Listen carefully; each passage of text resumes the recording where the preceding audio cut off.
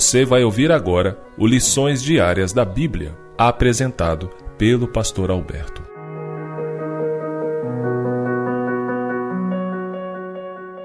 Olá, hoje é segunda-feira, dia 12 de junho, e o tema do estudo de hoje é a apostasia. O texto bíblico, que é a base de nosso estudo, está em 2 Tessalonicenses, no capítulo 2, nos versos 3, 4 e do verso 9 a 12. E aqui em 2 Tessalonicenses, capítulo 2, verso 3, o apóstolo Paulo escreveu o seguinte: Ninguém, de nenhum modo, vos engane, porque isso não acontecerá sem que primeiro venha a apostasia e seja revelado o homem da iniquidade, o filho da perdição, o qual se opõe e se levanta contra tudo o que se chama Deus ou é objeto de culto, a ponto de assentar-se no santuário de Deus, ostentando-se como se fosse o próprio Deus. E agora o verso 9.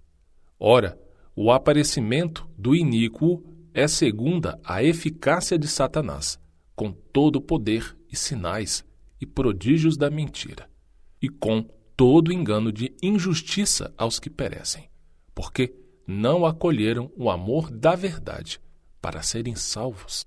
E é por esse motivo, pois, que Deus lhes manda a operação do erro, para darem crédito à mentira, a fim de serem julgados todos quantos não deram crédito à verdade. Antes, pelo contrário, deleitaram-se com a injustiça. Nesse texto, o apóstolo Paulo traz uma advertência à comunidade cristã de uma apostasia, um terrível afastamento da verdade da palavra de Deus, da Santa Escritura, que é a Bíblia. Ele estava preocupado com as sementes dessa apostasia, já presentes na igreja do Novo Testamento, e que floresceriam nos próximos séculos antes da segunda vinda de Cristo. Um evangelho falso entraria na igreja, distorcendo a palavra de Deus. Satanás é quem está por trás disso. Ele é o verdadeiro homem da iniquidade, que se levanta contra tudo o que se chama Deus e se assenta no santuário de Deus, o que a gente leu em 2 Tessalonicenses, capítulo 2, verso 4. Mas tem um porém: o grande enganador trabalha através de influências humanas para realizar os seus propósitos.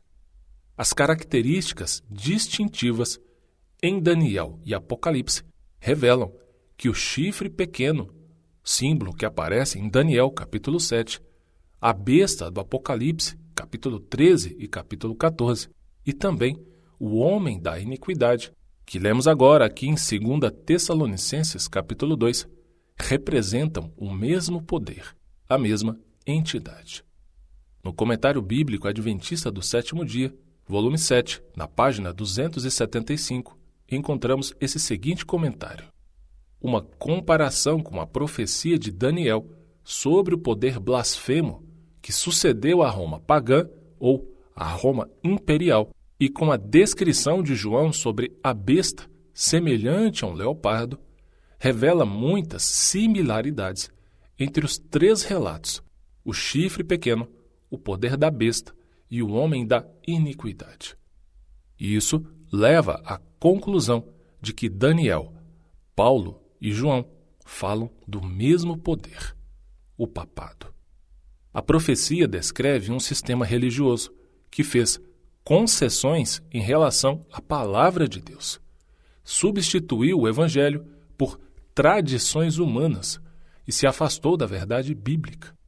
Essas profecias são dadas por um Deus de amor, a fim de preparar um povo para a segunda vinda de Jesus Cristo.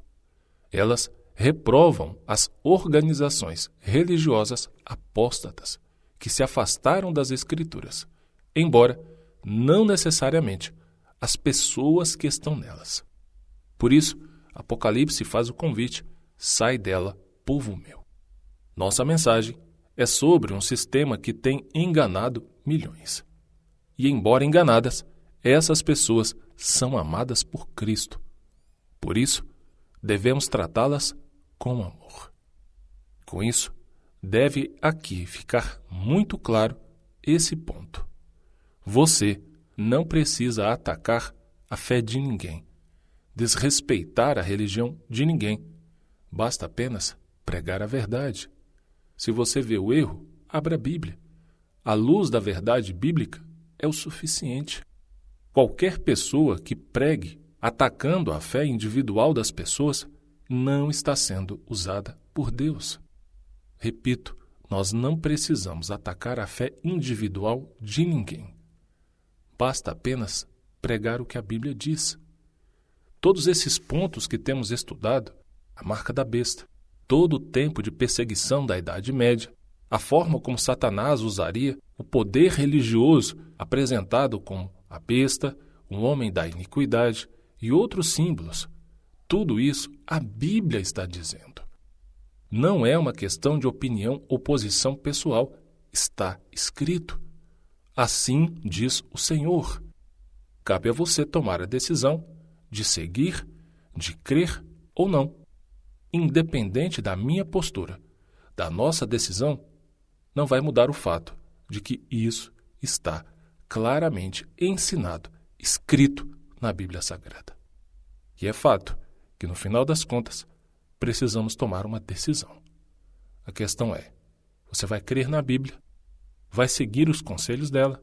De todo o meu coração, eu espero que sim. Creia na palavra de Deus.